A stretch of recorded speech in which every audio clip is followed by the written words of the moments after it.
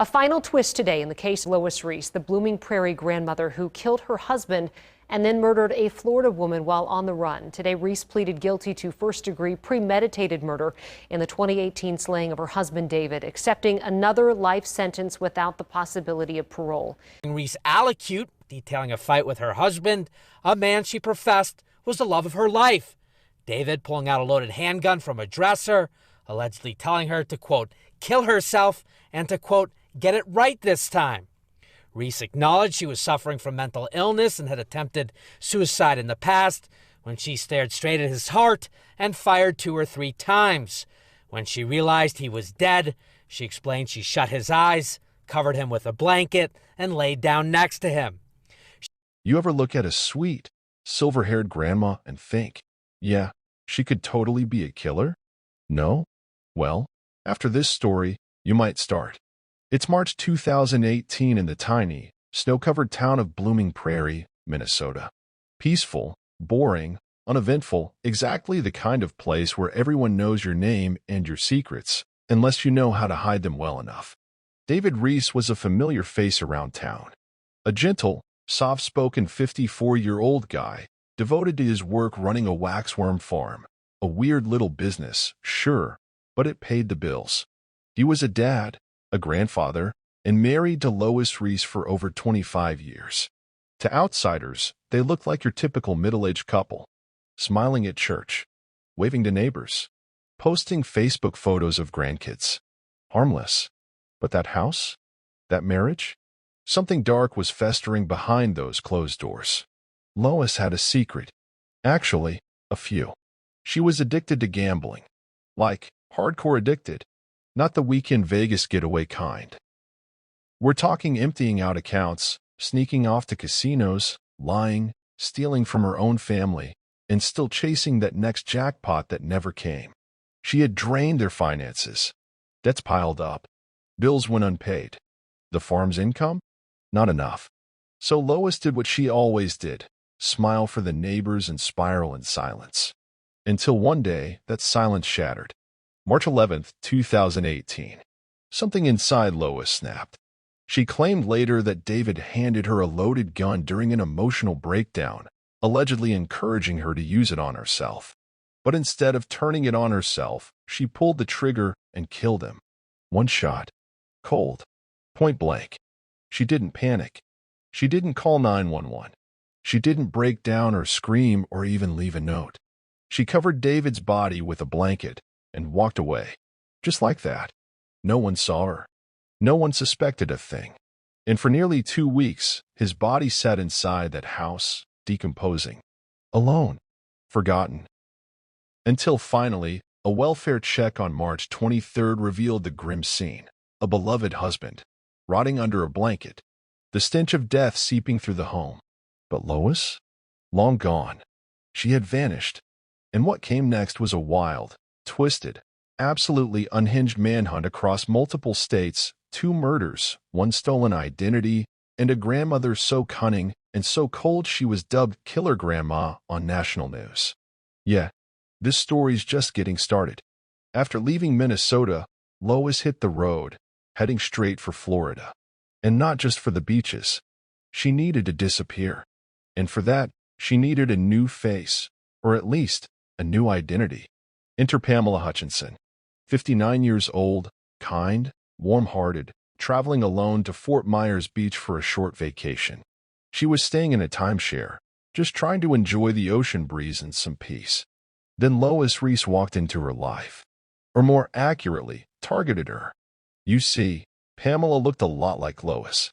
Same height, same build, similar haircut, similar age. To the untrained eye, they could pass for each other. And that was all Lois needed. On April 9th, 2018, just a few weeks after killing her husband, Lois met Pamela. She chatted with her, got friendly, gained her trust, then murdered her in cold blood, shot her in the head. Same way as David. This time, she cleaned up the scene, wiped fingerprints, took Pamela's ID, credit cards, keys, even her car.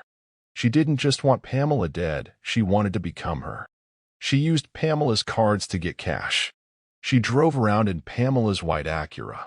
To anyone looking, it was Pamela Hutchinson, cruising down the coast. Not a runaway killer with two bodies in her rearview mirror. Lois thought she had pulled off the perfect switch, but what she didn't count on was the cameras, and the witnesses, and the trail of digital footprints. Back in Minnesota, the cops were piecing things together. The moment they found David's body, alarm bells went off. His wife was missing. Money had been withdrawn from his account, and casino surveillance footage showed Lois gambling. After the murder, police across state lines were alerted. Florida got the tip. Pamela's family reported her missing. Her friends knew she'd never vanish like that. Then her body turned up, and now things went from bad to worse. A nationwide manhunt exploded overnight. Lois Riess, grandmother, churchgoer, mom, was now one of America's most wanted fugitives. Billboards went up. Her face was on TV. Cops tracked her across Louisiana, Alabama, and finally, Texas. April 19, 2018. South Padre Island, a sleepy beach town not far from the Mexico border. Lois was spotted having dinner at a local restaurant, chilling, sipping a drink, laughing like she didn't have two murders to her name. But the manager recognized her from the news. One call later, U.S. Marshals swooped in. No struggle, no resistance. She was arrested on the spot, smile still on her face. And just like that, the chase was over.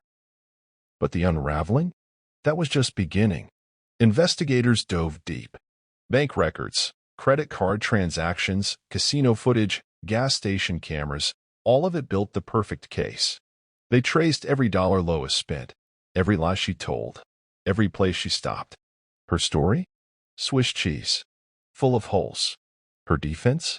Emotional trauma, gambling addiction, marital strife. She claimed she didn't plan it, claimed it was all a spiral. But the evidence screamed otherwise. Because you don't kill two people, steal an identity, and flee across the country unless you've thought this through. In December 2019, Lois Riess pleaded guilty to the murder of Pamela Hutchinson in Florida. Life in prison, no parole. Then in 2020, she was shipped back to Minnesota. Pleaded guilty again to killing her husband, David Riess. Another life sentence. 2 lives taken. 2 life sentences. And no chance of walking free again. But here's the kicker. Even after all that, after the trials, the confessions, the mountain of evidence, Lois tried to change her name in 2023. Filed papers in court to become Lois and Bonds, saying she'd found God and wanted a fresh start. The judge wasn't buying it. Request denied. Nice try, Grandma. So now she sits in the Minnesota Correctional Facility in Shakopee. Locked away. No casinos. No stolen credit cards. No smiling family photos. Just a cell. And a legacy of cold-blooded betrayal. Because behind that soft face, that grandma smile, that neighborly wave, was a woman who gambled everything, including human lives, and lost. You ever notice how some people live 2 completely different lives?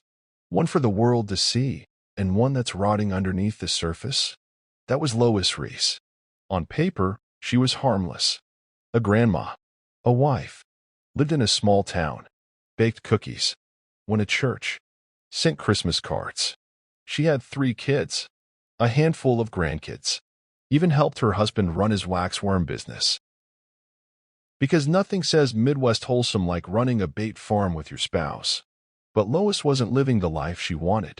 She was chasing something else, and she chased it straight into hell. Let's rewind a bit. Before the murders, before the headlines, Lois had a problem, a serious gambling addiction. She was the kind of person who could walk into a casino and lose thousands in one night, and then come back the next day and try to win it all back. Spoiler, she never did. The family's money was slowly evaporating. David worked hard, but the bills kept stacking up. There were rumors she'd stolen money from her own sister, that she forged checks, that she'd borrowed from friends and never paid them back. But nobody really confronted her. Not fully. Because she was charming. She could lie with a smile. She had that calm, innocent, me energy that made people second-guess their gut. David probably knew more than anyone what she was capable of. He lived with her. He saw it all. But love can blind you. Or maybe it traps you. Maybe he thought he could fix her. But by March 2018, things were unraveling fast.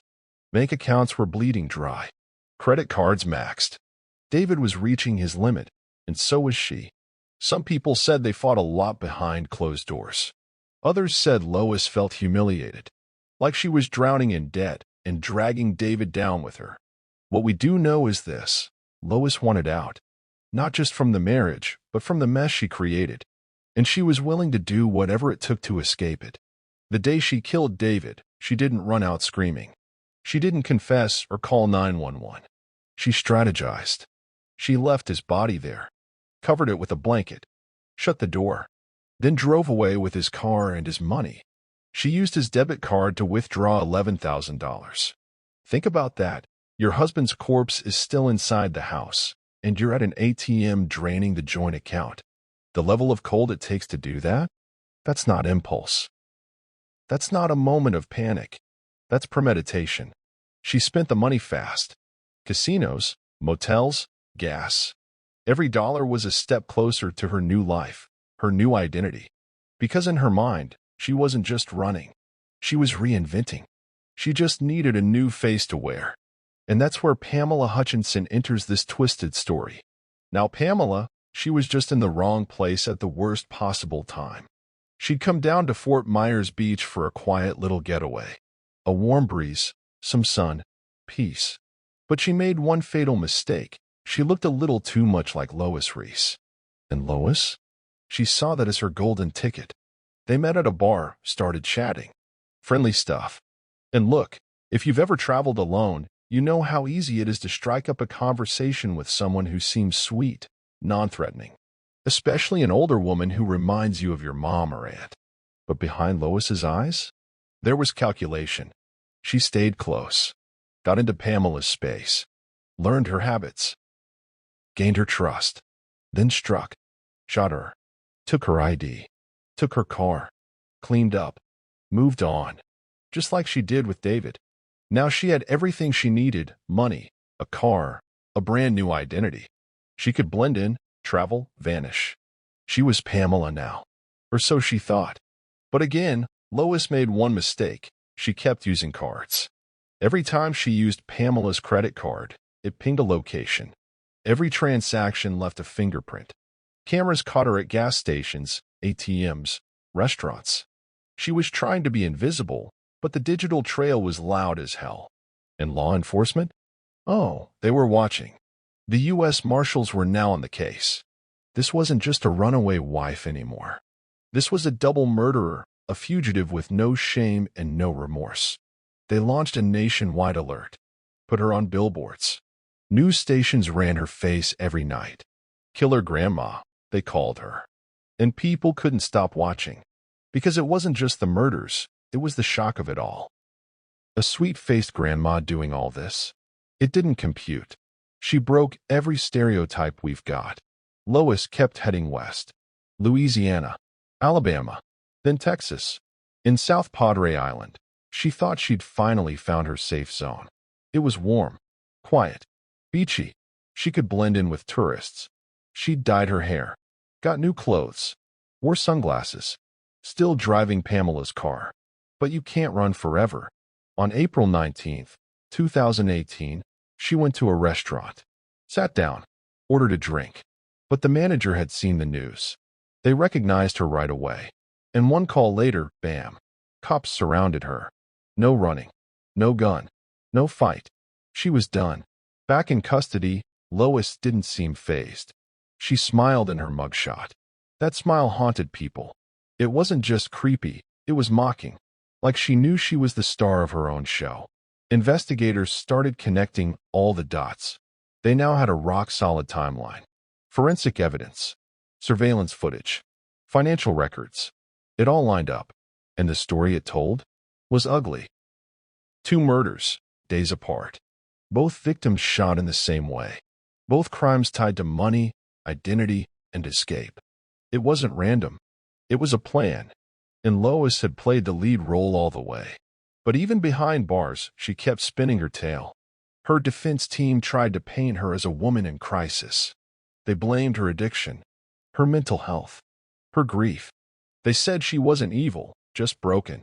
But the courts didn't buy it. In Florida, she finally gave up and pleaded guilty to Pamela's murder. Life in prison, no parole. Then came Minnesota.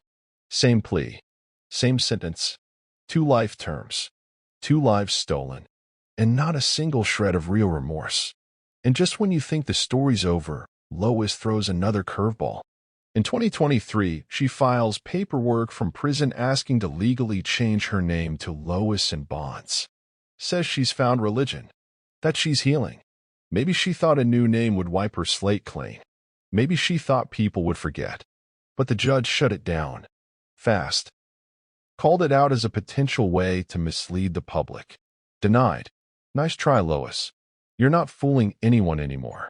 So now here she is. Alone. In prison. No family. No freedom. No identity left to steal. Just 4 walls. And her memories. And the weight of everything she destroyed. Chinsun, to Lois, wasn't a woman. She was a lifeboat. And Lois was sinking. But let's zoom out a little. Because for every Lois Riess in the world, there are people around them who don't see it coming. Or maybe don't want to see it. Her kids, her friends, her neighbors. They all thought they knew her. They saw a grandma, not a con artist. A wife, not a killer. But the truth? The red flags were everywhere. She stole from family members, money just vanished. She lied constantly, especially about gambling. She isolated herself when things got hard. And every time someone confronted her, she cried, deflected, or guilt-tripped them. Sound familiar? Because that's classic manipulation. Lois used sympathy like a weapon. She wanted people to feel bad for her, to see her as the victim, the poor woman stuck in a tough marriage, the one with no help. But behind the pity party was a woman capable of extreme cruelty. And here's where it gets twisted. Lois was good at being someone else. Not just legally, psychologically. She could shape-shift depending on who she was with. With David, she was the struggling wife. With Pamela, she was the friendly traveler. With cops, she was the sad, scared woman who didn't know what she was doing. But when you look at the timeline, none of it adds up.